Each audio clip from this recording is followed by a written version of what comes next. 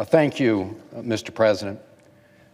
The mob violence and attack we saw on our Capitol today should be a wake-up call to each and every one of us of what happens when we fail to come together, not as Democrats and Republicans, but each of us as Americans, to stand up to a president who time and again has shown contempt for our democracy, contempt for our Constitution. Today here on the Capitol, we witnessed people taking down an American flag and putting up a Trump flag. That is not democracy in the United States of America.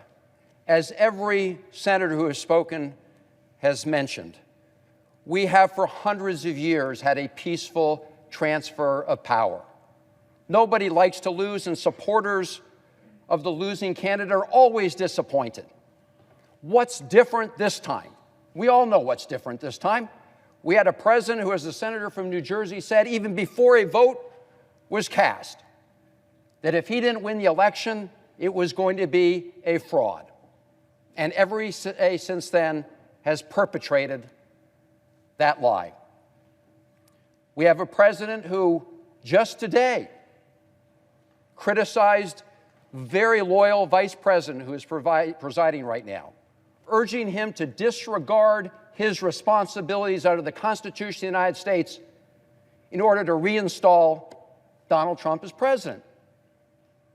The same person who got on the phone to the Secretary of State in Georgia and threatened him to change the results of the election.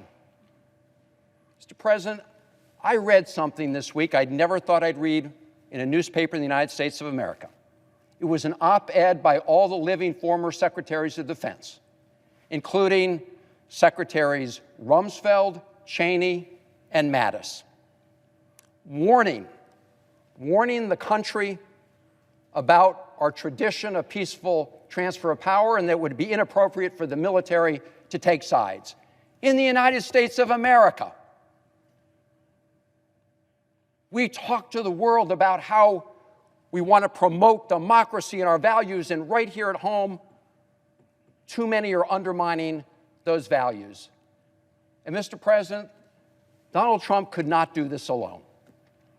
He can only do it if he's aided and abetted by individuals who are willing to perpetrate those lies and those conspiracies. And that is why it is so important that we as Democrats and Republicans and senators stand up together. Stand up together and tell the truth. You know, when you go into a court of law like those 60 cases, you're testifying under penalty of perjury. That's very different than here in the House and the Senate. And in all those 60 cases under penalty of perjury, there was no evidence of widespread fraud. So it should be easy for us all together to tell the truth. On January 20th, Joe Biden will be sworn in as the next president of the United States. He has said he wants to bring the country together. He has said he wants to bring Democrats and Republicans together to do some of the pressing business of this country, to defeat this pandemic, to get the economy going again, to face challenging issues of racial and social justice. I hope we will learn from what happened today, the mob attack on this Capitol, the price we pay when we don't stand up for the truth and for democracy. James McHenry, Maryland's delegate to the Constitutional Convention, wrote about a famous exchange in his diaries between Elizabeth Willing Powell and Benjamin Franklin. Wrote, a lady asked Dr. Franklin, well, doctor, what have we got, a republic or a monarchy? A republic, replied Dr. Franklin, if you can keep it. My colleagues, this is a test of whether we're united to keep our republic. I hope we will pass the test together. Thank you.